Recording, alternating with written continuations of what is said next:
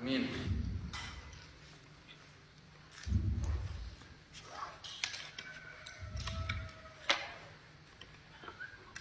Faslun summa yukaffan. Asal kemudian dikafani.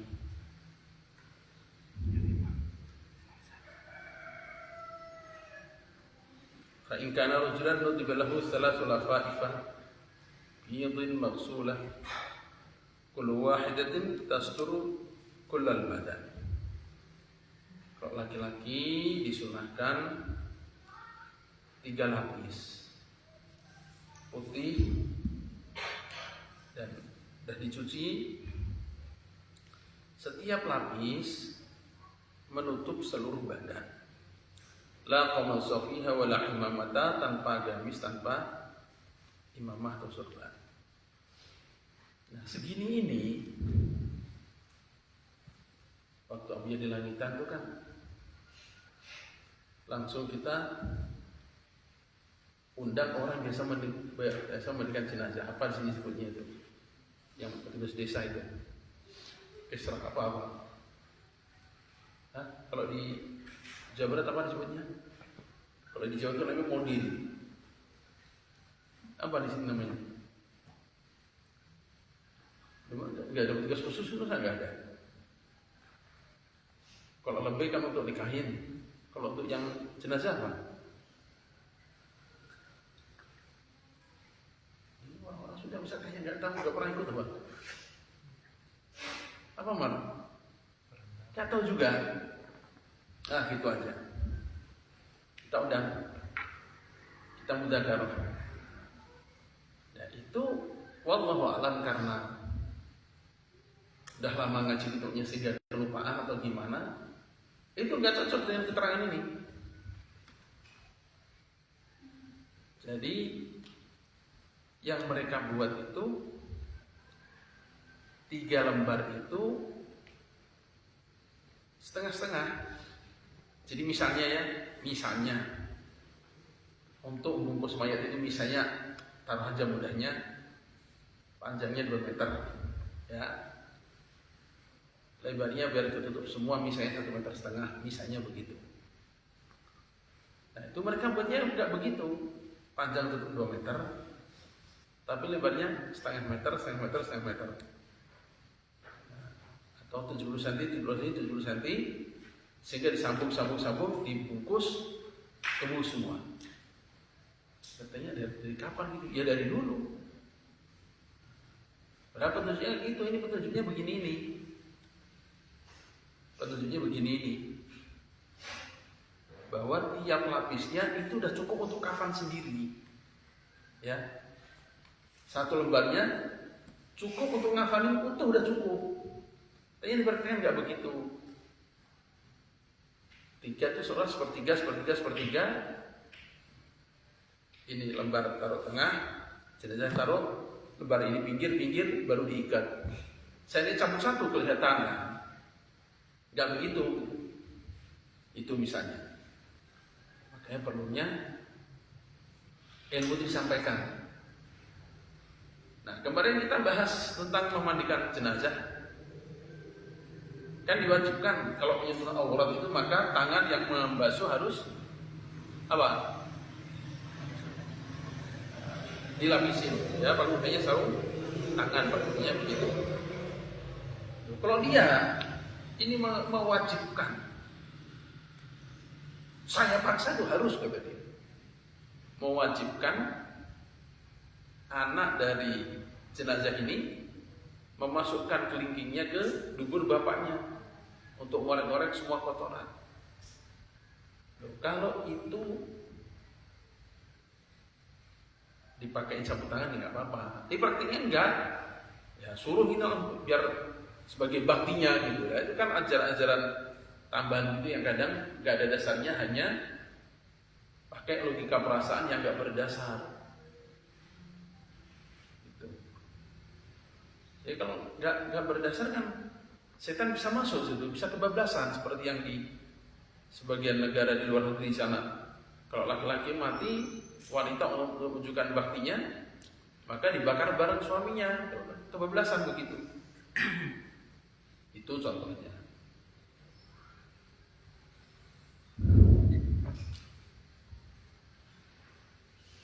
Tanpa gamis, tanpa surban. Maksudnya udah tiga lapis gitu aja. Kalau dipakein, ya nggak sunnah gitu aja udah. Pakein gamis, pakein surban gimana? Ya nggak sunnah dah.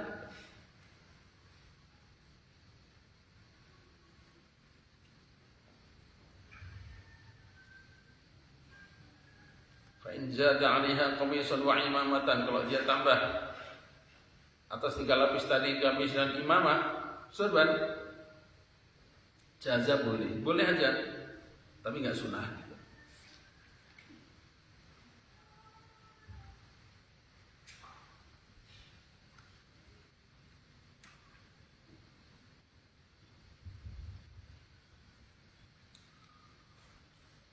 Wa yahrumul hariru, dan haram pakai sutra.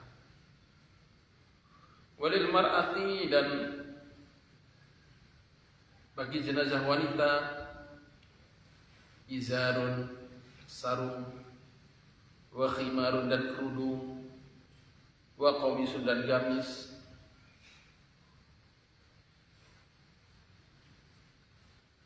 wa lafafatani sabighatani, dan 2 lapis yang menutupi semuanya.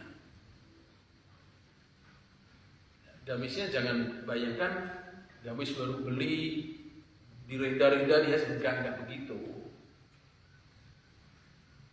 Gamis asal menutupi aja gitu.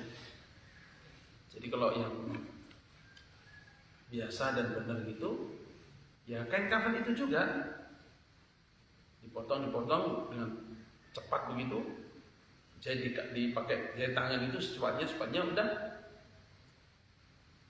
Jahit kasar yang penting nutupin semuanya seperti gamis gitu aja maksudnya. Ya, maksudnya begitu.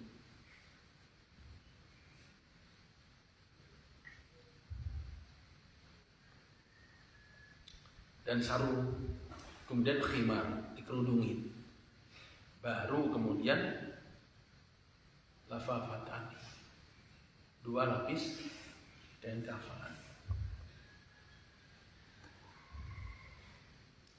Wa yukrahu, dan dimakruhkan laha bagi jenazah wanita. Apa? Harirun, sutra. Bagi laki-laki haram, bagi wanita makruh. Kenapa makruh? Ya idha'atul mal, menyia-nyiakan harta untuk yang enggak penting.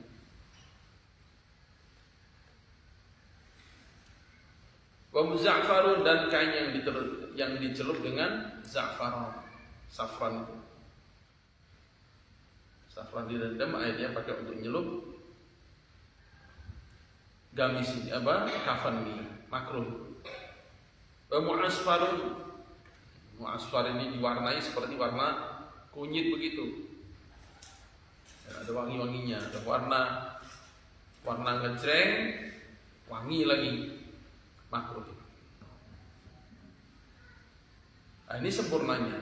Wal wajibnya gimana fir rajuli wal mar'ati? Yang wajibnya bagi laki-laki dan wanita iku mayasrul aurah, yang menutup aurat.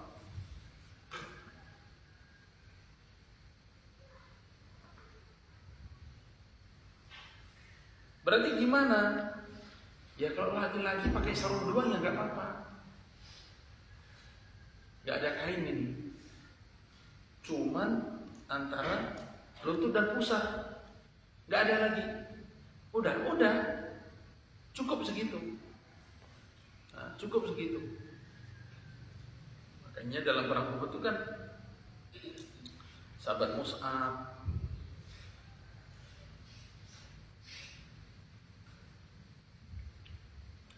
dan sahabat Hamzah radhiyallahu anhu. Beberapa orang sahabat yang kain kafannya nggak cukup karena tingginya badannya sahabat Hamzah. Pas ditarik, kakinya kelihatan. Lalu kaki ditutup pakai rumput-rumputan. Itu bukti bahwa nutup sampai kaki pakai kain itu gak wajib. Andaikan wajib, ya sahabat akan kasihkan sorbannya atau apakah itu. Sehingga disimpulkan yang penting menutup auratnya laki-laki. Wanita menutup auratnya wanita.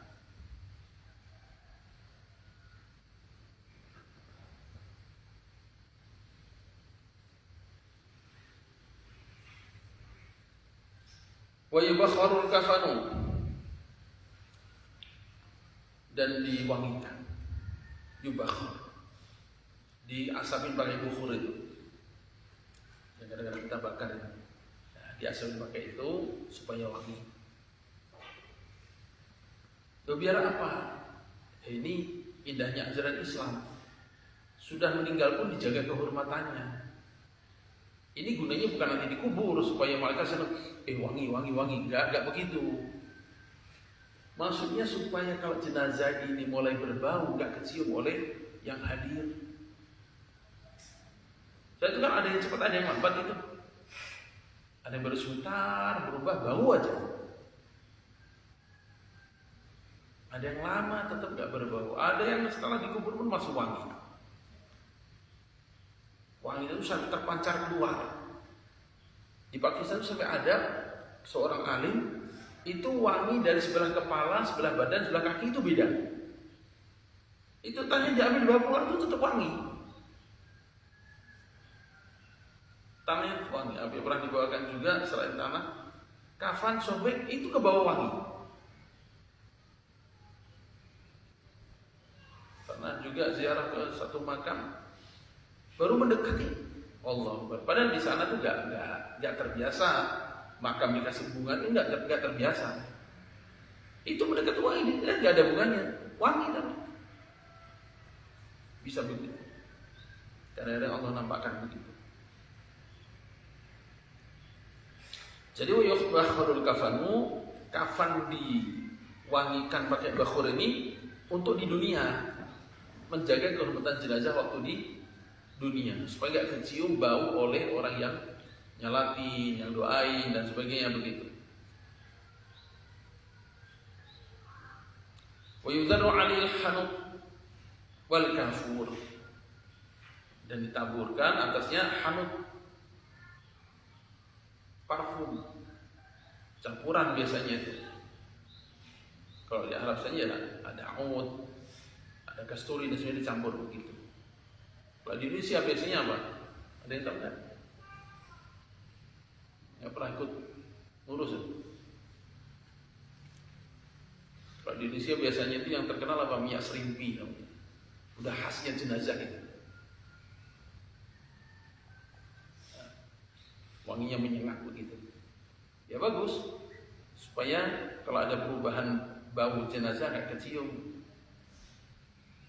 Wal kafur, dan kamper juga. Kapur baru sih, ditaburkan untuk menahan bau.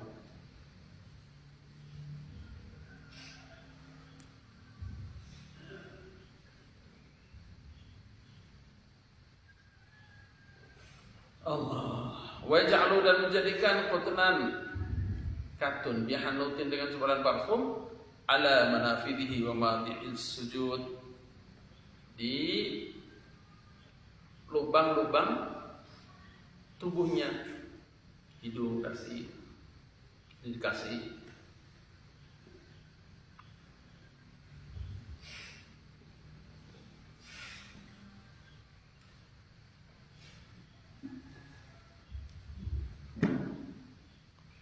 Mata dikasih,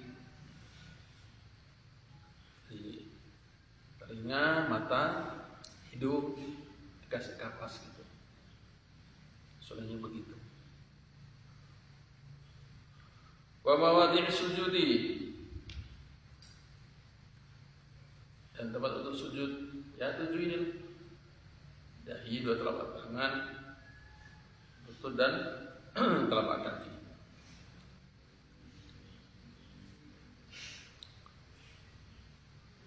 Walau tayyaba jami' badanihi fahasanun, seandainya mewangikan seluruh tubuhnya, dibalurin apa yang wangi begitu ke seluruh tubuhnya, fahasanun, makin bagus.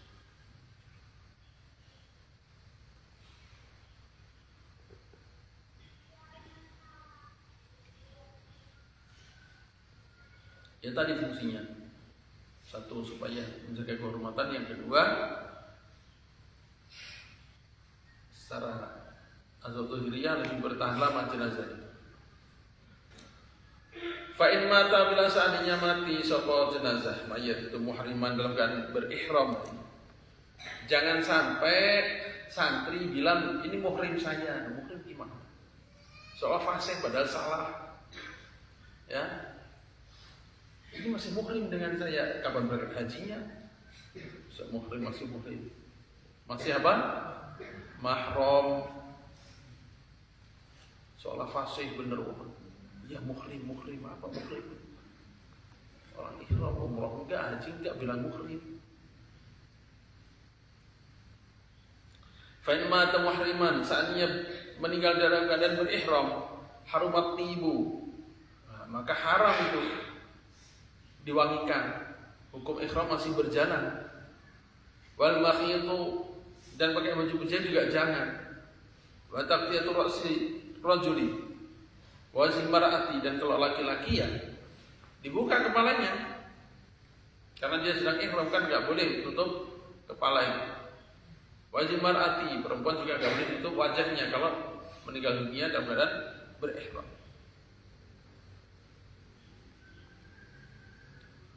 Wala yundabu an yu'adda li nafsihi kafanan, dan tidak disunatkan untuk menyiapkan diri untuk dirinya sendiri kafan. Nah, ini fikih begini ya. Saya mau belikan kafan lah biar persiapan mati. Nah, secara fikih nggak dianjurkan. Kenapa? Khawatir hati malah nggak tenang, khawatir hati malah gelisah, apalagi malah takut, ngeleper akhirnya. Pas nyari baju, waduh kafan, kaget, lemas akhirnya. Gak bisa aktivitas. Nah yang itu tuh jangan, makanya tidak disunahkan. Ini pada fikih. Kalau ulama tasawuf, ya mereka sangat menganjurkan. Mereka udah beli kain kafan kemana-mana dibawa. Kalau maksiat, bukan maksiat ya. Khawatir kendor semangatnya begitu, buka bungkusan, ntar saya dibungkus pakai ini, biar semangat lagi. Sehingga gimana? Ya tinggal efeknya gimana gitu aja. Kalau efeknya malah melemahkan, buat gelisah, hati gak karu-karuan, ya jangan. Tapi kalau sebaliknya, menambah kesemangatan untuk beribadah, ya, menambah kesemangatan untuk beribadah, ya nggak apa-apa.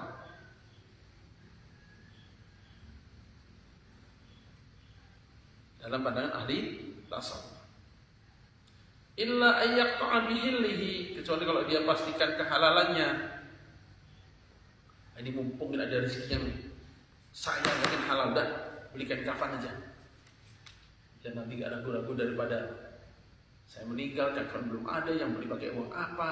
Nah, misalnya begitu pertimbangan, maka nggak apa-apa. Au min athari ahlil khair, atau misalnya seorang alim besar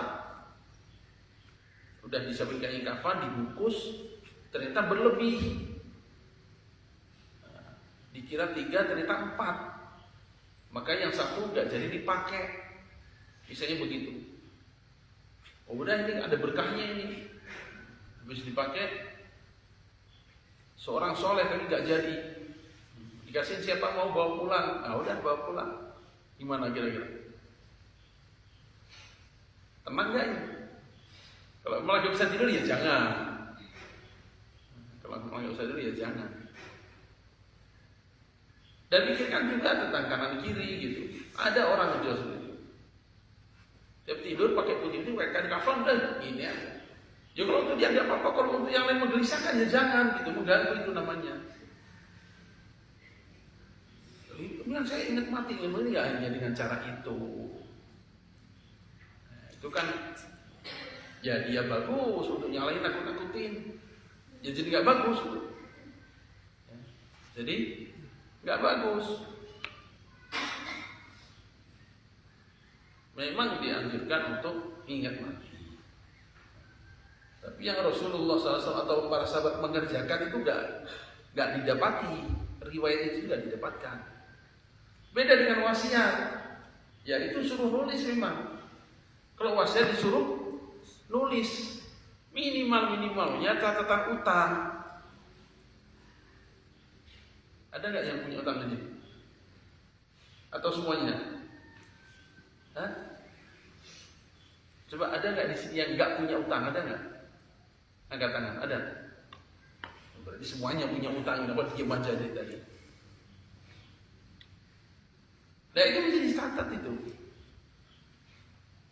Jadi maka kasih tahu, saya punya utang sekian ini. Bagusnya ada catatannya. Tulis tanda tangan. Sekian. Ada catatannya. Nah itu diperintahkan. Kenapa? Kita nggak tahu kapan kematian itu datang. Ya, begitu banyak kematian itu fujaah. Tiba-tiba aja. Lo bayangin rombongan guru mau takziah temannya di jalan malah meninggal dunia. Di Jawa Tengah kalau nggak salah. Di Jawa Barat kejadian sopir mobil jenazah diturunin, dia turun malah meninggal. Gimana coba? Ya kalau catatan hutang nggak ada yang kasih tahu, siapa yang mau bayarin? Kan berarti teledor itu. Nah ini kalau saya ditagihnya di akhirat, waduh, betapa beratnya. Ya, betapa beratnya. Maka jangan ngegampang-gampangin hutang. Kalau kebawanya ke akhirat, ditagihnya di akhirat, nggak ada yang ringan. Seringan-ringannya tetap aja berat. Kalau dianalogikan ya dengan bunga dunia. Kemudian usianya gimana? Kalau utang ke bank itu kan makin berbunga, itu rentenir itu makin berbunga. Terlambat 3 tahun, wah kayak apa bunganya? Kalau terlambatnya 1000 tahun di akhirat baru ditagih. Oh itu kayak apa itu? Makanya kalau wasiat tulis, utang tulis. Kalau kafannya nggak harus, nggak dianjurkan, nggak disunahkan ini malahan. Khawatir malah mengendorkan semangat, jadi gelisah, jadi takut, jadi nggak enak apa-apa, aktivitas jadi kacau, nah, itu nggak usah.